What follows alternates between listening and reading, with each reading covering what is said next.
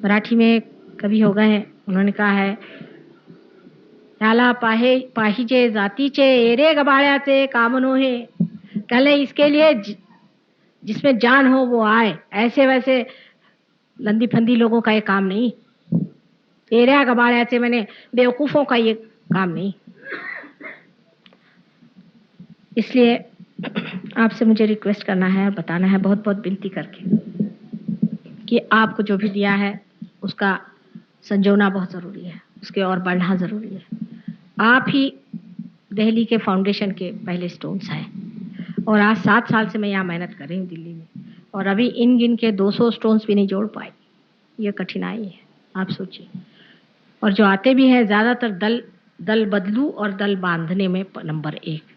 ये शायद हो सकता है कि पॉलिटिक्स का असर हो, चाहे जो भी हो, इतना पॉलिटिक्स करते हैं कि जिसकी कोई हद नहीं।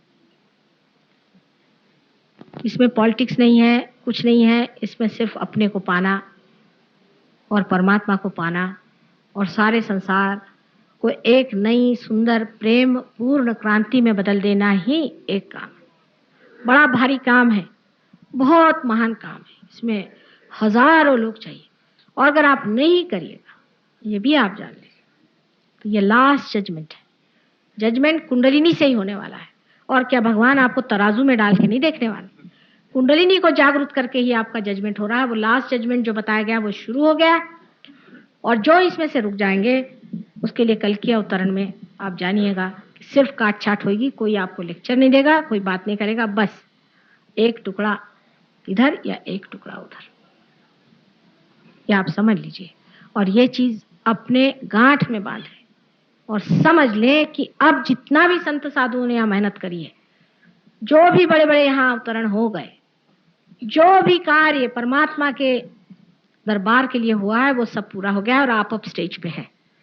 आप स्टेज पे रहना चाहें तो स्टेज पे रहें या नीचे उतर जाएं, या आपकी जिम्मेदारी है कि आप ही न रहें लेकिन सबको ऊपर खींचें। आप लोग दूसरे तरह के हैं, आपकी श्रेणी और है, आप साधक हैं, और आपको समझ लेना चाहिए कि इसके लिए एक व्रत निश्चय होना चाहिए आदमी में। इसको कहते हैं कि एक बाना पहन लिया आपने, तभी ये चीज काम हो सकती है। और ऐसे वैसे अरे गहरे नत्थु खैरों से ये काम नहीं हो सकता। आप अरे गहरे नत्थु खैरे नहीं है, मैं जानती हूँ, लेकिन अभी आपने अपने को पहचाना नहीं। उसे जान लेने पे आश्चर्य होगा कि क्या ये शक्ति प्रचंड शक्ति या ब्रह्म शक्ति माने हमें दी है। और जैसे ही शक्ति बहने लग जाती है, आदमी सोचता है कि मैं भी इस काबिल हो जाऊं। जब इस प्याले से ये चीज छलक रही है तो ये प्याला भी इस योग्य हो जाए कि इस महफिल में आ सके। इस तरह से आदमी अपने आप ही अपना व्यवहार, अपना तरीका सब कुछ बदलते जाता है। और सबसे बड़ी बात तो यह है कि बड़े बड़े जीव संसार में जन्म लेना चाहते हैं। अगर आपका दिल्ली में वातावरण ठीक नहीं हुआ तो यहाँ सिर्फ राक्षस जन्म लेंगे। या तो बहुत ही पहुंचे हुए लोग जन्म ले जो डंडे लेकर आपको मारेंगे, और या तो राक्षस पैदा होंगे और राक्षसों की ये नगरी हो जाएगी। इसलिए मुझे बड़ा डर लगता है, कभी कभी सोचती हूँ कि इनकी समझ में अभी आ नहीं रही बात। आप लोगों को बड़ी जिम्मेदारी है, क्योंकि दिल्ली जो है वो दहलीज है इस देश की, और इस दहलीज को लांग कर अगर राक्षस आ जाए तो आप लोग कहीं के नहीं रहेंगे। आपको दहलीज पर उसी तरह से पहरा देना चाहिए जैसा कि बड़े बड़े देवदूत और बड़े बड़े चिरंजीव खड़े हुए आपके जीवन को संभाल रहे हैं। अपनी आप रक्षा करें और औरों की भी रक्षा करें, अपना कल्याण करें, औरों का भी कल्याण करें, और सारे संसार को मंगलमय बनाएं। यही मेरी इच्छा है। इसके बाद मैं जा रही हूँ मद्रास, लेकिन उसके बाद आऊँगी। उसके बाद भी मेरा प्रोग्राम दिल्ली में रहेगा 3-4 दिन। आप लोग सब वहाँ आइए, जहाँ भी प्रोग्राम होता है, जहाँ जहाँ सहयोगी आते हैं वहाँ वहाँ कार्य ज़्यादा होता है। सब लोग वहाँ आइए। ये लोग तो आपकी भाषा भी नहीं समझते हैं, और जहाँ जहाँ मैं गई गाँव में वगैरह, वहाँ तो हिंदी या मराठी भाषा बोलती रही, लेकिन ये लोग सब लोग वहाँ आते रहे। और हर तरह की आफत आप जानते हैं कि इन लोगों को तो गांव में रहने की बिल्कुल आदत नहीं है। वहाँ पे रह करके समझते हैं कि हमारे रहने से माँ के लिए बड़ा आसान हो जाता है, क्योंकि आप ही चैनल्स हैं।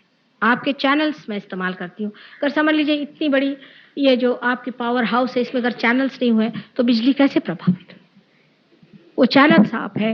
इसलिए आपको चाहिए कि जहाँ भी मैं करूँ, जब तक मैं हूँ, इसको निश्चय से धर्म समझ के आप वहाँ आएँ, और इस कार्य को आप अपने लिए भी अपनाइए और दूसरों के लिए भी अपनाइए। धन्यवाद। आशा है मैंने आपके अधिकतर प्रश्नों का जवाब दे दिया होगा, और अगर नहीं दिया हो तो आप ज़रूर सेंटर पे सब चीज़ों का जवाब पा लेंगे, क्योंकि मैं सब बात आज नहीं कह पाऊंगी, आप समझ रहे हैं, समय की कमी।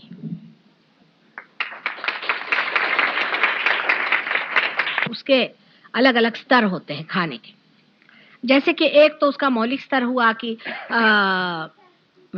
कार्बोहाइड्रेट्स हैं या प्रोटीन्स हैं या क्या है वगैरह वगैरह। अब ये जो एक उसका स्तर है, सीरियल स्तर जिसे कहना चाहिए, उस स्तर को इस तरह से समझना चाहिए कि आपको जिस चीज़ की ज़रूरत है वो आपको खाना चाहिए।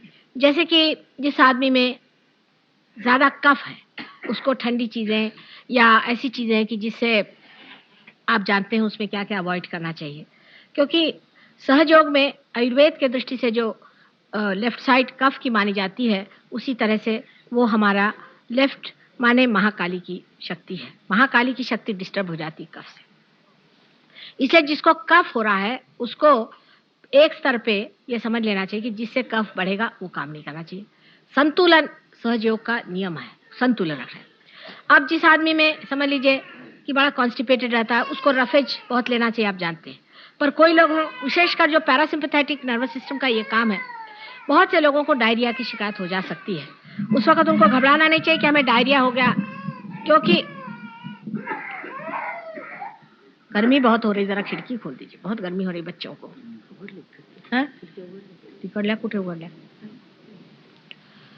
और उस वक्त हम लोगों को ये सोचना चाहिए कि जिसको जरूरत है उसको ज्यादा सब्जी खानी चाहिए, और जिसको जरूरत है वो ज्यादा प्रोटीन खाए। ये तो अपनी अपनी सूझबूझ और समझ से होना चाहिए। लेकिन कोई कहे कि सात्विक अन्न कोई होता है, उस मामले में मुझे कहना कि उसमें बड़ी गलतफहमी हमको, ये दूसरे स्तर की बात है कि हम लोग सोचते हैं कि अगर हम सब्जी और ये खाएं तो बड़े सात्विक हो जाएंगे, और अगर थोड़ा सा हमने गोश्त छू लिया तो हम असात्विक होंगे। ये बड़ी गलतफहमी है हम लोगों के अंदर। आप जानते हैं कि नानक साहब थे, शिरडी साईनाथ थे, या सब लोग ये सब गोश्त खाते थे, रामचंद्र जी भी गोश्त खाते थे। तो इस तरह की आइडिया कर लेना कि इसे गोश्त कोई खा ले तो वो बिल्कुल अधर्मी हो गया, और आप अगर घास खाएं तो आप बड़े धार्मिक हो गए, ये गलत बात है। लेकिन इसका ये भी मतलब नहीं है कि आप गोश्त खाइए ही। अगर आप वेजिटेरियन है तो आप वेजिटेरियन रहिए, नॉन वेजिटेरियन रहिए। सिर्फ देखना चाहिए जरूरत किस चीज की। समझ लीजिए किसी आदमी में बहुत डायरिया होता है तो उसके लिए प्रोटीन फूड उसको मदद करेगा हमेशा, इसलिए अगर वो प्रोटीन फूड खाए तो कोई हर्ज नहीं। लेकिन हर समय खाने पीने के बारे में सोचने से ही गड़बड़ हो जाती है। आप अगर मुझे पूछे कि मैंने दिन में क्या खाया तो मुझे नहीं पता, या शाम को क्या खाया मुझे पता है। लेकिन इसमें सबसे जो बड़ी बात देखने की होती है ये कि खाने के वाइब्रेशंस कैसे हैं।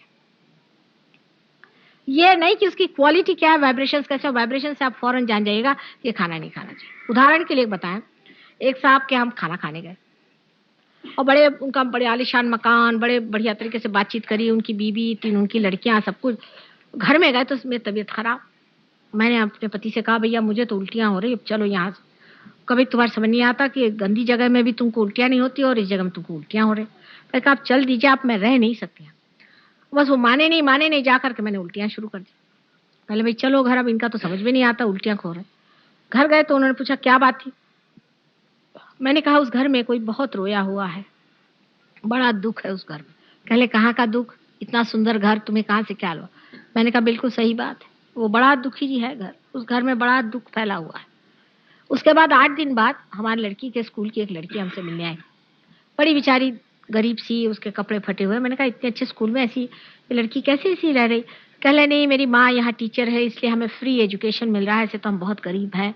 उसका नाम जो मैंने सुना तो उसका सरनेम और इस आदमी का सरनेम एक था। मैंने कहा तुम उसको जानते हो। कहले हाँ वो तो मेरे पिता है। तुम्हारे पिता? और क्या? कहले मेरे वो मेरे ग्रैंडफादर का तो घर है, ये बैरिस्टर होने विलायत गए, मेरे नाना से सारा पैसा लिया, सब कुछ लिया, और वहां से आए और सब हथिया लिया। मेरे नाना मर गए और इन्होंने हमको सबको घर से निकाल के इस औरत से शादी कर दी। और कहने मेरी माँ रोती ही रही, महीनों रोती रही, इसने सुना नहीं। वो अगर वेजिटेरियन खाना भी होता तो भी बेकार। तो उसके वाइब्रेशंस देखे जाते, कौन आदमी किस तरह से खाना देता है वो देखना पड़ता है। और अगर गलत खाना आपके पेट में चला जाए तो फौरन आपको उल्टी हो जाएगी सहयोग के बाद में, या डायरिया हो जाएगा। अभी एक रिश्तेदारी में ही किसी की शादी तय हुई है, सहयोगी मतलब रिश्तेदार मेरे तो सहयोगी है ना, तो वो गए किसी, उन्होंने कहा चलिए हमारे रिश्तेदारों से मिलने के लिए। तो दामादों को ले गए। वो दामाद मेरे साथ बेचारे सफर में निकले। सारा रास्ता उनकी हालत खराब, उल्टियां और डायरिया और उल्टियां और डायरिया। फिर मैंने कहा सारे रिश्तेदारों को जूते मारो, ये मोहम्मद साहब ने बताया, तब उनका ठहरा। वाइब्रेशंस कैसे देखना पड़ता है, कौन कैसे मन से आपको खाना देता है। इसमें इतनी बारीक चीज है कि खाने पे ज्यादा सोचने की जरूरत नहीं। अगर वाइब्रेशन ठीक नहीं हो आप खाइए नहीं, पहले उसके वाइब्रेशन देख लेने चाहिए। बाद में आप खुद ही समझ जाएगा कि इसके वाइब्रेशन ठीक नहीं है, ये खाना खाने का। किसी तरह से बात टाल दीजिए। जैसे आप किसी भी मंदिर का प्रसाद कभी मत खाइएगा, कभी भी नहीं, कोई भी मंदिर का, क्योंकि वो पैसे बनाने का एक धंधा है। आपने खाया और आपका पेट नहीं खराब हुआ सहयोगियों का, तो जो कहिए सो। इसका मतलब नहीं कि उसमें जो डेटी है वो खराब है, पर उसमें जो बैठे हुए महाराज उस पर कमर्शलाइज कर रहे हैं। जहां भी कमर्शलाइज जरा सा भी हुआ वहां से आत्म तत्व खत्म हो जाता है। किसी भी चीज का कमर्शलाइज हो गया उसमें आप बिल्कुल वहां परमात्मा नहीं रह सकते। एक बिल्कुल जो सत्य है वो सत्य है, वो सत्य ही रहेगा। वो मेरे कहने से या मुझे कोई आपसे इलेक्शन नहीं जीतने का, बदल लेने वाला। अब जैसे एक मंदिर में हम गए थे, वहां के लोग नाराज हो गए क्योंकि मैंने कहा कि भगवान के नाम पर आप उपवास नहीं कर सकते। क्योंकि ये तो अच्छा है, पुजारी बाबा ने कहा कि भाई तू उपवास करना सोमवार को, लेकिन भगवान को लड्डू चढ़ाना तू। वो भगवान कौन है आपको मालूम? भगवान के नाम पर आप उपवास नहीं कर सकते। आप अपने लिए करिए, वो दूसरी बात है, लंघन का। भगवान के नाम पर आप कुछ नहीं कर सकते सिवाय एक चीज के, कुंडलिनी का जागरण। सोशल वर्क कर रहे हैं, कोई मरीजों को संभाल रहे भगवान के नाम पे। अरे कोई भगवान को यही धंधा बचा है? भगवान के नाम पर सिर्फ कुंडलिनी का जागरण होता है और एज अ बाय प्रोडक्ट लोगों की भलाई हो जाती है, वो दूसरी बात है। पर असल में होता है काम सिर्फ कुंडलिनी जागरण का, जो जीवंत कार्य। अगर परमात्मा जीवंत है तो जीवंत ही कार्य करते। वो थोड़ी ना कि हॉस्पिटल के खटिया बना रहे हैं, वहां मरीजों को लाकर लिटा रहे हैं भगवान के नाम पर, और भगवान के नाम पर पैसा इकट्ठा कर रहे हैं, भगवान के नाम पर ये कर रहे हैं। उनका तकिया कलाम हो जाता है भगवान के नाम पर। इसलिए खाना भी जो खाइए वो ऐसा खाएं कि जिधर ज्यादा चित्त न जाए। ज्यादा खाने पर हम लोग बहुत विचार करते हैं, तो हिंदुस्तानियों की खास चीज है। किसी से बात करने मेरा तो जी उब जाता है। आज सवेरे मेरा एक लेक्चर मिला मुझे कि मेरा तो यह है कि मैं शहद और ये खाती हूँ। भाई खाते हो तो कौन आपने बड़ा भारी कमाल कर दिया। मैं तो छाली खा ही नहीं सकती। घर जरा से मैंने मलाई देख ली दूध में तो हो गया मेरे उल्टी हो गई। तो होंगे आप कौन, आप अफलातून। वो तो लोग अपने खाने का वर्णन ऐसा बताते हैं कि जैसे इसी से उनके चार तरफ में आप प्रकाश उसी वजह से फैल रहा है। अरे आप कुछ खाते हो, खाए, क्या उससे मतलब होता है? और जोर जोर से आपस में पूछे भाई क्या खाया आज,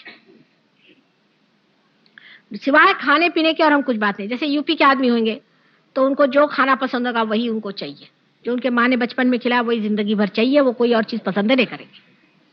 अगर पंजाबी होंगे तो उनको पंजाबी ही खाना चाहिए। उनके ख्याल से पंजाबी हो जैसा कोई खाना ही नहीं बनाता। मद्रासी होंगे तो पंजाबी क्या खाना बनाते हैं, हम ही खाना बनाते हैं। और उस पर इतना झगड़ा करते हैं हम लोग। एक बार आपको मालूम होगा बंगाल में अकाल पड़ गया था मछलियों का। बंगाली जो है कहते हैं लोग भूखे हैं।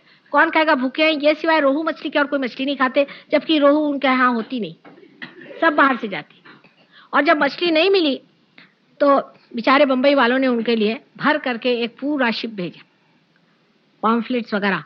तो उन्होंने सब सड़ गया। बंगालियों ने कहा ये हम नहीं खा सकते, पॉम्फलेट नहीं, हम नहीं खा सकते ये गंदी मछली, हम तो वही खाएंगे रोहू, चाहे सड़ा के खा ले। ये हमारे देश में बीमारी है सबको इतनी। हमेशा सुबह शाम तक मैंने उसके यहाँ ये खाया, उसने वो खिलाया, रात दिन चलते रहता। और किसी देश में इतना नहीं। मेरी बीबी ये अच्छा बनाती है, हर समय खाने पीने की बात। हम लोग की जीभ बढ़ गई, आंख नहीं बढ़ी। जीभ ही है, जीभ ही है हम लोग, और कुछ नहीं रह गए। तो बोलते ज्यादा है और एक खाते ज्यादा है। इतना हम लोग को खाने की बीमारी, खाएंगे कुछ नहीं, ये अच्छा नहीं बना, इसमें प्याज ज्यादा पड़ गया, उसमें। उन्हें बीबी बेचारी परेशान। लेकिन आप जापानी लोगों को देखिए, उनकी आंख इतनी तेज है। अब जैसे आते साथ कहेंगे साहब ये क्या गुलाबी रंग लगा रखा है, इसमें सफेद नहीं, इसके साथ दूसरा रंग होना चाहिए। इतना सेंस उनको कलर का होता है, इतना सेंस होता है, इमीडिएटली कह देंगे कि इसके एस्थेटिक्स ठीक नहीं, मतलब उसके पूरे वाइब्रेशंस पकड़ लेंगे। संगीत का लोगों को इतना ज्ञान होता है, जरा सा स्वर इधर से उधर हो जाता है। हम लोग के तो कान भी नहीं है, सारे तरह के बेसुरे गाने हम लोग सुनते रहते सुबह शाम तक। उसका बेसुरापन नहीं समझ में आता कि ये बेसुरी चीज है। लेकिन खाने के मामले में जरा सा प्याज लाल ज्यादा हो गया कि कच्चा ज्यादा हो गया, उसको पकड़ के बैठ जाएंगे बड़े बड़े लोग। आपको आश्चर्य होगा, मैंने प्राइम मिनिस्टरों को ऐसी बातें करती हूँ। वो कहते हैं साहब मुझे तो फलाने चीज की एक जलेबी पसंद है। बताइए, इसे सभी लोग इस देश में करते हैं, फिर उनको पसंद है तो लिए चले जा रहे हैं लोग, हो गया। ये शोभा नहीं देती। हर एक तरह के आदमी में यहाँ बीमारी है। ये तो अपने देश की मैं कहती हूँ कि खास चीज है। हिंदुस्तानियों को जानना है तो उनसे खाने की बातचीत करिए, फिर वो बताएंगे कि वो क्या खाते हैं क्या नहीं खाते। अरे भाई, वो तो जाहिर ही है कि आप क्या खाते हैं और क्या नहीं खाते, इसमें बताने की कौन सी जरूरत है। सबका अल्कोहल छूट गया उनका, उन सब वेस्टर्नर्स का अल्कोहल तो क्या, ड्रग्स छूट गया, सिगरेट छूट गया। मैंने उनसे कहा तुम लोग की आंख इधर उधर बहुत जाती, जमीन को देख के चलते। इनमें हमें यही अंतर है, ये पाते देरी से हैं लेकिन जमते हैं, अपनी इज्जत बहुत करते हैं। ऐसे जमे हुए हैं कि एक एक आदमी जो लाखों हिंदुस्तानियों के बराबर हो जाएगा कभी। मेहनत करते हैं, अपने जैसे नहीं। और हम लोग पाते तो खट से हैं, यहाँ पे अभी सबके सब पार हो जाएंगे मुझे मालूम, लेकिन गए बेकार। ये बात सच्ची इन लोग की सीखने लायक। और इतना ओबीडियंस है इन लोग में, इतना ओबीडियंस है कि मैं खुद हैरान हो जाती हूँ। बस बात तुमने कह दिया हो गया, फिर आगे आगे क्या बात ही नहीं, आगे बात करने की क्या बात। अगर इनसे किसी ने पूछा कि भाई तुम इतना माँ को क्यों मानते, कल हमको किसी ने दिया ही नहीं, ये तो परम जिसने दे दिया, उससे आगे और किससे बात करने की। और कह दिया यहाँ बैठ जाओ तो बेचारे कभी जमीन पे बैठते नहीं, देखो घंटों बैठे हो। किसी अंग्रेज को बिठा दो तुम ना, तुम्हें मार के भागे। लेकिन इनकी सादगी देखो किस तरह से इन्होंने माना, क्योंकि परम का महात्म्य इनको बहुत है। इन्होंने मुश्किल से पाया, एक एक आदमी पे कभी कभी महीना महीना भर मेहनत करनी पड़ती, तब कहीं कुंडलिनी जागृत होती। हाँ बेटा, हाँ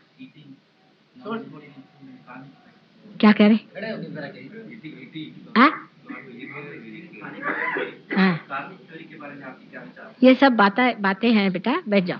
कर्म भी आपका ईगो ही करता है ना, कौन करता है आपसे? कर्म से आप अकर्म में चले जाते हैं। अब नॉन वेजिटेरियन कोई मैं थोड़ी करे कि खाओ ही, पर कोई खाता है तो वो पाप नहीं करता है। ये गलत फहमी हमारे अंदर है कि कोई वेजिटेरियन खा करके भगवान को पालेगा, ये बहुत बड़ी गलत बात हम सोचते हैं। ये ऐसा है, समझ लीजिए इस कमरे में आपको लाइट जलानी है, सीधा हिसाब है ना, लाइट जलाने की है। अब इसमें कोई सा भी आप रंग लगाओ, उससे उस लाइट पे क्या असर आने वाला है? अब लोगों का यह कहना है कि आप वेजिटेरियन खाना खाते हैं, उससे आप बड़े सात्विक हो जाते हैं। मैंने तो आज तक ऐसा नहीं देखा। आप मारवाड़ी लोगों को देखिए, ये तो लहसुन भी नहीं खाते, प्याज भी नहीं खाते। किसी मारवाड़ी को डराना तो एक लहसुन दिखा दीजिए, वो गोल घूमते रहेगा, चक्कर आ जाएगा उसको। आपको अगर किसी को काबू करना मारवाड़ी को, तो आप लहसुन खा के जाइए उसके दरवाजे, खत्म। वो कहेगा भैया जो चाहिए ले जा, मुझे बख्शो। अब यह पता हुआ है कि लहसुन खाने से हृदय बहुत अच्छा रहता है, लहसुन की तो थेरेपी निकल आई। इन्होंने कहा लहसुन नहीं खाओ, प्याज नहीं खाओ, सबके हार्ट अटैक्स आएंगे, फिर क्या होगा? मैंने आज तक नहीं देखा है कि कोई भी आदमी वेजिटेरियन है इसलिए वो बड़ा ही अच्छा आदमी है। ज्यादातर जो लोग खाने का बहुत सोचते हैं वो बड़े क्रोधी होते, बहुत ही क्रोधी लोग होते। मतलब ये है कि ये नहीं खाना, वो नहीं खाना, 25 मरतबा हाथ धोना, और इसको नहीं छूना, उसको नहीं छूना। ऐसे अगर लोग कहीं दिखाई दे, उनसे आप भागी। उनमें प्रेम नहीं होता। सबसे बड़ी चीज है प्रेम, प्यार की बात है। और कर्म जो है कि हम थोड़ी किसी को मारने जाते हैं, हम किसी को ना मारते हैं ना कोई मरता है। कृष्ण ने खुद ही कहा जो मरा हुआ है उसको क्या मारने का, और मरता ही नहीं कोई मर जाए तो बहुत ही अच्छी बात है, पर कोई मरता है? कोई भी नहीं मरता।